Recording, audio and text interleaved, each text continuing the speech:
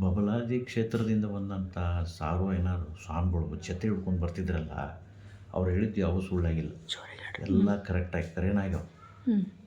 ಒಂದು ಧಾರವಾಡ ಆಕತಿ ಅಂದ್ರೆ ಬೈಪಾಸ್ ರೋಡ್ ಆಯ್ತು, ಹೈಕೋರ್ಟ್ ಆಯ್ತು, ಎಲ್ಲರೂ ಅಲ್ಲಿ ಬರಾಕತ್ರು. ಧಾರವಾಡ ಹೌದಲ್ಲ ಮತ್ತಿದು.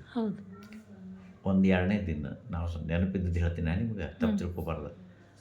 ಗದಗ್ನಾಗ ಗದ್ದಿಗೆ ಆಕೈತೆ ಅಂದರು, ಗದಗ ಜಿಲ್ಲಾ ಕೇಂದ್ರ ಆಯ್ತು, ಮತ್ತು DC ಕಚೇರಿ ಆತಲ್ಲ, ಮತ್ತು ಗದಿಗೆ ಅಲ್ಲ ಅನ್ನೋದು.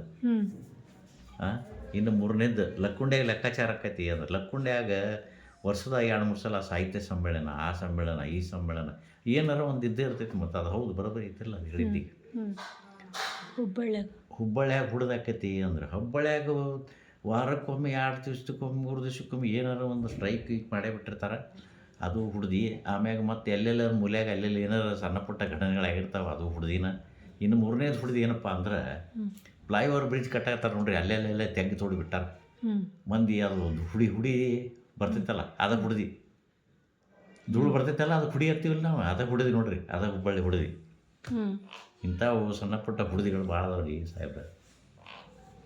ಥ್ಯಾಂಕ್ಸ್ ರೀ ಸರ್.